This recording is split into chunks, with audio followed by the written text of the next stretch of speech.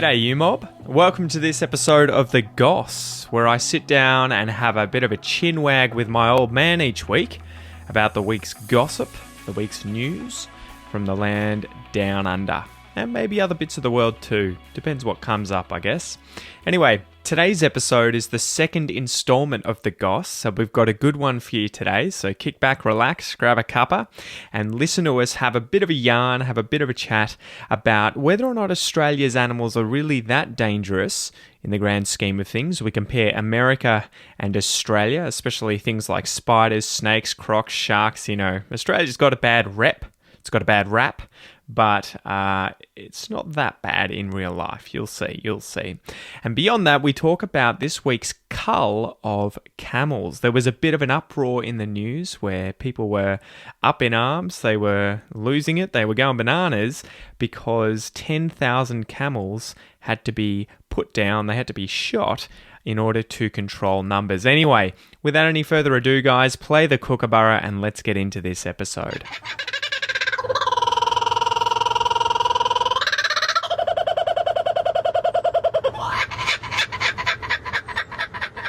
Dad, welcome to episode number 2 of the Goss. Hey, Pete. Good to be here again. What did you think of the name? You can be honest.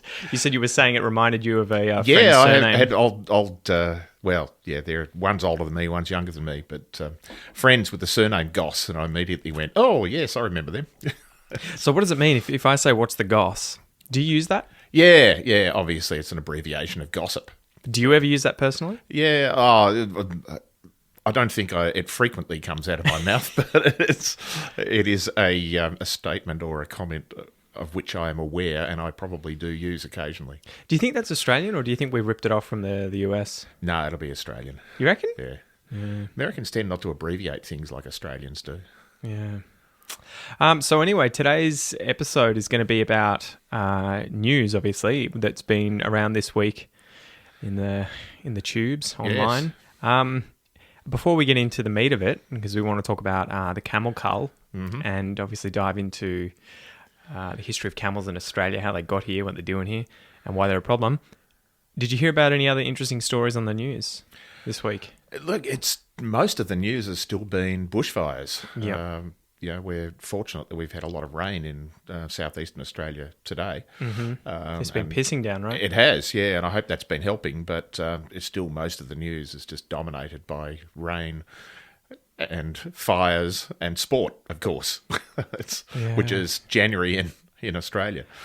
Well, that's it. And you've been enjoying a non-Australian sport recently. I was over there at your house on... was it yesterday or the day before? Yeah, watching the National College Football Championships in America.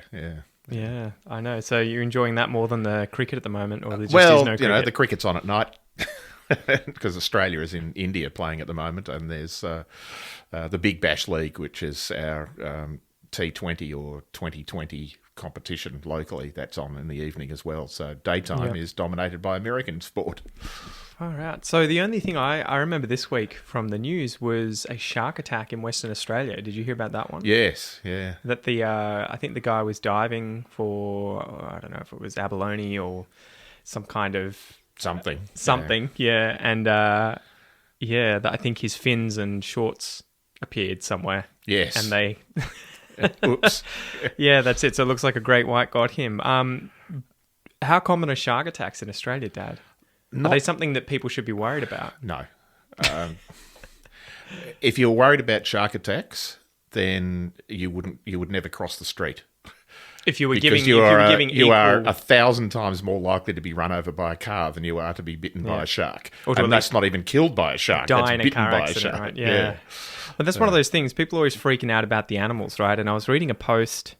I can't remember who said this the other day about going to the US.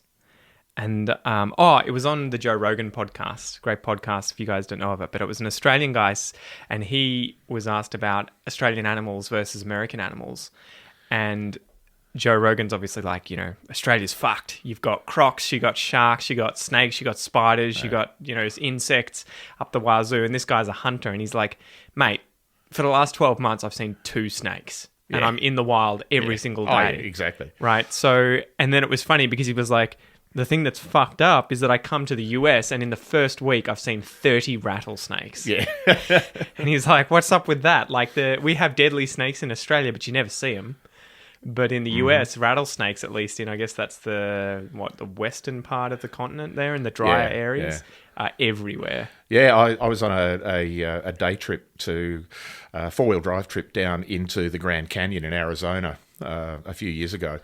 And the guide, while he was talking to us, gave us the warning about, he said, in Arizona, everything will prick you, stick you, bite you, sting you, or make you sick if you eat it. Yeah. And we think of Australia as being dangerous in the outdoors, but it really isn't. Well, and I'm sure from your experience traveling around Australia, meeting people, doing biology at university as well, I'm sure that the majority of people who've been bitten by any of those animals probably worked with them or got too close to them whilst working with them. Yeah. So for me, one of the guys I know who's been bitten by a taipan was Ross. He's on the podcast talking about snakes and what to do if you get bitten by them. And he was in, I think, Western Australia there and was trying to photograph one and just misjudged how close he was to the animal and it got his hand. But obviously, he was right there in front. He's a snake expert too, and he was right in front of it and he got bitten by it, which is, much more common than the average person. Yeah, I think that the average people who get bitten by snakes, and this is sort of a bit of folklore. I don't know that there's been a lot of documented studies of it, but I suspect it is true that the majority of people who get bitten by snakes are trying to kill them. Yeah. With a shovel. They're actually getting too close. They're trying to hit them with a stick or hit them with a shovel or do something like that. The snakes, most snakes that you see are going to be sleeping. Or they're going to be, you're going to see their butt while they're running in the other direction. They will have taken off before you get to see them. Well, I remember that being I think it was the Yuyangs. Was that where we were when I shat myself? No, it was up at Mount Alexander. Was it? Near Bendigo. Okay, so we were near Bendigo and I remember... You can tell the story if you want. Do you no. I didn't see the actual event. All I remember is seeing you bolting out of the bush with my dick out. So, without getting too crass, the story is that I had to really go to the toilet. I was busting to take a piss, and I walked off the track, which is quite common. Pete was about 10 years old at the time. Let's put this into context. Yeah, that's it. It wasn't last week, and so I walked off the track. I'd sort of scurried a little bit down the mountains and there were those, I guess the bush here is really dry. Yeah. Sunlight hits the ground, so a lot of snakes do come out and sunbathe in these lots areas. Lots of leaf litter and stuff as well. Lots of rocks. So. And so I was getting ready to take a piss. I, pulled the member out and was getting ready. And as I looked down, there was a brown snake at my feet, asleep, just curled up. And as soon as I moved, it lifted its head, but it didn't have time. I was out of there, and I shat myself. Like, I was screaming, like, there's a fucking snake, there's a snake. And the snake's probably just gone back to sleep. But, that was the closest encounter I think I've had, apart from catching one up at the farm when I was a little kid. Baby one. Yeah. That was in winter, didn't count. What about funnel webs? Should you be worried about them comparatively with sharks, crocodiles, or probably. snakes? But, again, very few people get bitten by them. These are funnel web spiders. Funnel web spiders, And, we don't have them in Melbourne. They're in Sydney, right? Well, actually, Sydney. We do. We have not in Melbourne. Funnel. Not in Melbourne. In We've Victoria, got funnel web spiders here. Yeah, we have a different species of funnel web spider that I didn't realise the venom will take you a lot longer to kill you than the one in Sydney. But the Sydney funnel web, as it is, not officially known, but often called. At least it gives you a warning in its name where not to go. Yeah, and the big challenge with them is that they're relatively common, but they also live in just backyard gardens. Yeah, they'll build their funnels, as they're called, because they're attack predators. They sit in a funnel web. So they've dug a tunnel. Build a little tunnel. Build a funnel around it and then sit in it waiting, and when something comes past they'll leap out and bite it and pull it back in so most people who get bitten by them are out doing gardening. They'll just be picking up leaf litter or raking over stuff with their hands and get bitten on the hands. Well, I think they're kind of frightening because another part of their biology, especially for the males, is that the males will wander around actively in, I think, the spring season, maybe the end of winter, spring, looking for females to mate with. Mm-hmm. And I think for them, they're kind of, in a tumultuous situation Yeah, too, they're because aggressive and- quite often they get eaten by the female, right? Yeah, Like so, yeah. but the males will go around and they look for anything that's a hole or a warm, damp Yeah. location, hoping there's a female in there. And so, if you leave your shoes outside, they're likely to go in that, and they can get in pools, and they can live. They trap the air with the hairs on their body, yeah. and so they don't die very quickly when they fall in the pool. So if you're swimming around in the backyard pool, you can touch But them. yeah, I haven't looked at the statistics, but I can't remember the last time a person in Australia died of a spider bite. There's lots of occasions of spider bites, but we're so good now. The science is so good with the antivenins to if you get to hospital in time, then you're cured fairly quickly. Looks like here there've been no deaths in Australia that have been confirmed from a spider bite since 1979. Yeah, there you go. What's that? Almost 40 years. Yeah, and not since antivenom Yes. was brought in for the redback spider and the funnel web, and I think they're the only two spiders in Australia that have killed deadly people. That are deadly. Yeah. But there was a funny story I remember in the news a while back about the redback spider, and these things are everywhere. Like, Oh yeah, you'll have them in your yard here. yeah, and well, I remember going up to Nana and Grandpa's farm, and he had a big ass shed for equipment and cars out in the backyard that's made out of corrugated iron or whatever it is, huge, metal shed. And there used to be hundreds of them around underneath the coping under the shed that was holding it up. They would be everywhere. But there was a guy in the news last year who got bitten on the penis twice by the same spider. So he was a tradie and he went to the outdoor dunny they had there, and there was a spider under the toilet seat that got him. But he went to the hospital, and the next week when he came back, he obviously didn't think. It's to a bit lift slow. the seat A bit up slow. and got done again. Yeah, so that is a legit story that was in there. Well, there's that old modern folk song in Australia about the redback on the toilet seat. Is there? I don't think I know it. Yeah. Oh, look it up. Don't ask me to sing it, but Yeah. and that's a common one because again they live in dark, damp places. Underneath. Outback toilets are great little But spot they're for them. another one of those animals that you'll only really see if you go looking for them, really. And they're, for me, I always remembered finding them because I'd be lifting up rocks looking for lizards and skinks and frogs and stuff at the farm or out in the bush. And every time you lift up a rock and you see those white balls, you know that they're That's the egg mass. The egg mass So from there'll be a big female hanging around. Yeah. And look, the redbacks are, yes, the venom is deadly, and they do bite. Hence, people have died of redback bites.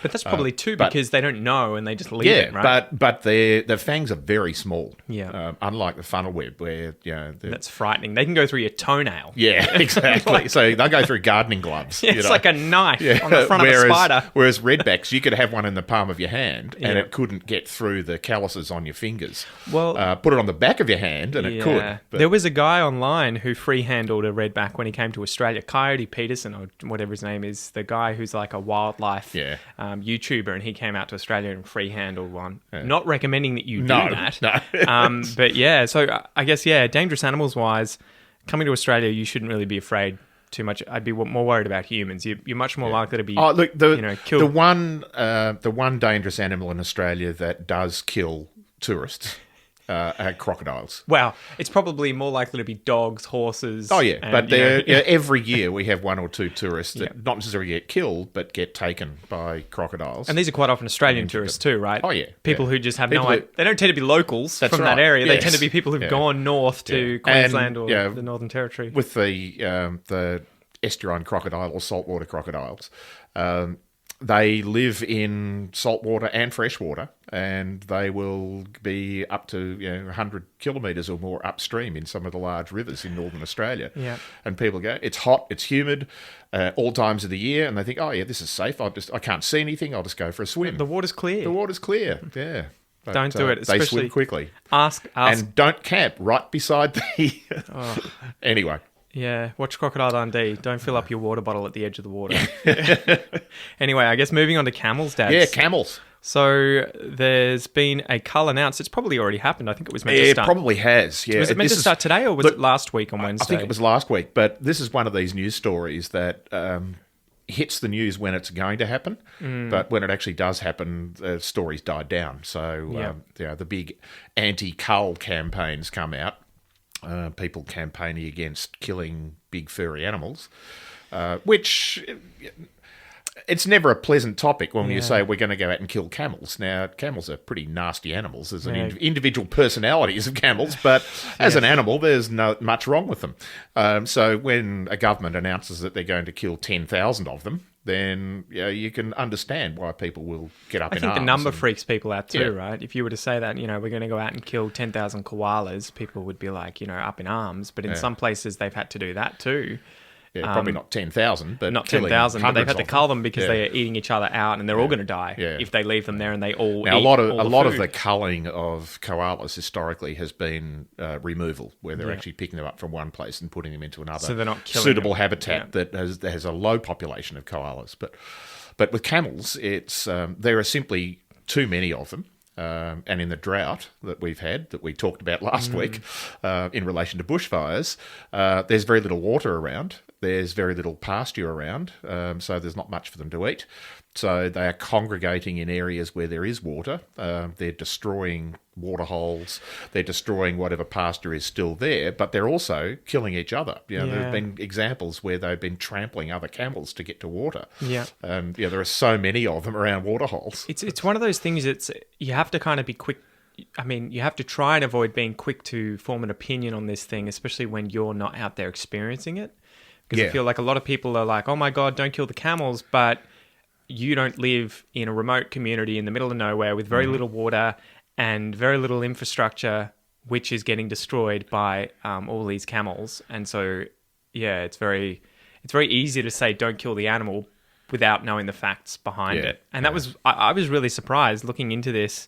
I read up on the history of camels and stats on them and some of these stories, and there were some remote communities, I think, in Western Australia that during this drought, as you were saying, camels can lose up to 30% of their water too in their body and still be fine. Like, what the hell? Yeah. Imagine if we were dehydrated to the point of losing 30% of your... That's Pat Rafter playing tennis, right? But it's an exaggeration because that 30% is the 30% of their fully saturated. Including their hump. Including the hump is mostly fat. Yeah. But... It's water potential. Yes, it is. They can convert it to water Yeah. By breaking it down for energy. But a lot of it is that they just have very large stomachs and they will fill their stomach with water. Yeah, I've got here 120 litres in 13 minutes. Yeah. That's how much they can drink. Yeah. So what's that? That's like a bath. One camel could drink a bath in 13 minutes. And carry that around. Faster than it takes to fill the bath. Yeah. But the thing in Western Australia in these remote communities was that, and there's some messed up things like camels can smell water 5 kilometers away. Yeah. What the fuck? Like a shark can smell blood 250 meters away. Yeah. So that's, a quarter of a kilometer. And this thing is... They're detecting 5 water kilometers. vapor. And they're actually detecting humidity gradients. Yeah. Is what it is. Isn't that insane? And so what they're doing is they're congregating, or they're being attracted like zombies, right, towards the the sound. Yeah. They're coming towards the water. little town water supplies. Yeah, and they're completely chewing up taps, wires, everything that's got the water in it, toilets. Knocking down fences. Yeah, and just... There was one town that had 3,000 to 5,000 camels walking around its streets. And so it was an indigenous community, and this was the reason they're doing the cull. I think the actual town where that happened is the problem. Right. And they're worried about their children playing outside because these camels could kill children. Oh, they're nasty animals, and they're big. So. That's it. So imagine that with those wandering around. And there were a few issues. I was looking at... I guess we should go through the history and everything first. But... Well, we can do that. But, I mean, actually, that's probably a good thing to talk about because in addition to just the immediate challenges of camels, there's the environmental case of camels. Camels didn't evolve in Australia. Yeah. So, our outback habitats, have not evolved with camels there. So they are destroying habitat. They will eat a lot more than... kangaroos, wallabies. 80% of the vegetation in the outback they can pick apart and eat and get energy from, which I would imagine is more than the average mammal in the outback. Probably isn't adapted to eat that kind of percentage. No, exactly. So, so they came here in the 1860s. The first ones came in 1859.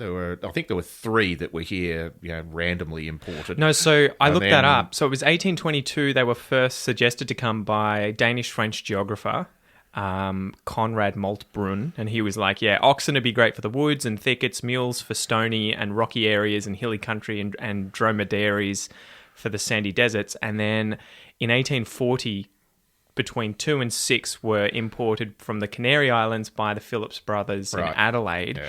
And the reason I wanted to interrupt you there is because only one of them survived, and this camel was called Harry, and he's also known as the camel who he killed his owner. So this camel, they are nasty animals. And the funny thing is he shot his owner with a gun. And the story is interesting. So apparently, John Ainsworth Horrocks, I think he's an explorer, was wanting to explore the interior of Australia looking for pasture for cows and sheep. He was on the 1846 expedition to arid South Australia near Lake Torrens in search of new agricultural land, and he became the first man to be shot by his own camel. On September the 1st, Horrocks was preparing to shoot a bird on the shores of Lake Dutton. His kneeling camel moved while Horrocks was reloading his gun and fatally injured him. It shot off his middle finger and it took out a row of teeth. And it took him a week. It took him a week to die from infection. Yeah. But before he died, he ordered that Harry would be euthanized. Well, put down. So there you go. The first camel that came to Australia killed its owner. Yeah. And then the next lot of camels came. I think there were 24 camels that were introduced by the Victorian government for the Burke and Wills expedition. And why were they brought for the Burke and Wills expedition? That was the the idea of that expedition was to travel from the south coast to the north coast. Yep. So they travelled from Melbourne and they wanted to go all the way to the Gulf of Carpentaria, which is Darwin Queensland. area, right? Yeah, northern Australia. The first people to cross the country from north to south. Inland. And the only way of getting through deserts and carrying a lot of stuff was by camels because horses simply couldn't survive. Yep. They did have horses with them. They had horses, and I think they had oxen as well, pulling carts and stuff. And a lot of them, though, they ended up shooting and eating. Shooting and eating, yeah. Exactly. Yeah. Because we can probably dedicate a separate episode, not the news episode, but another one to Burke and Wills, because it is the most farcical expedition in the history of humanity. Yeah, look into it. It's tragic. It's as tragic, but funny and tragic as it is. Yeah. And it's all right. You could not write this as fiction and have people believe it. Yeah. So they were introduced then. That was 1859, I think. Yeah. And then in the 1860s, there were a lot of explorations, as you were talking about in the 1840s with explorers go, but a lot more explorations into outback South Australia, looking for pasture, but also looking for continuing to get that south to north connection. Yeah. There was a telegraph line being built to connect Australia to the rest of the world. So that was the Overland Telegraph line? Telegraph. That was running from Adelaide to what we would now call Darwin. It wasn't called Darwin at the time. Yep. And then because there was a telegraph line that they could connect up through to Jakarta in Indonesia. To get news from the rest of the world, right? To and from the rest of the world.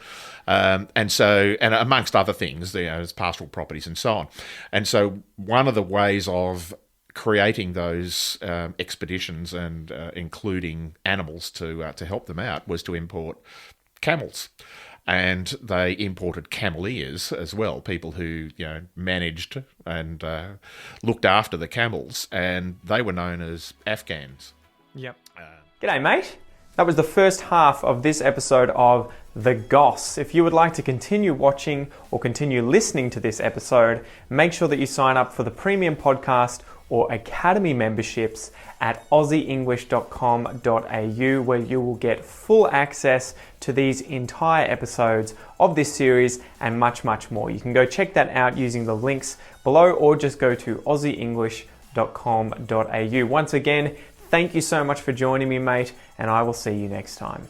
Peace.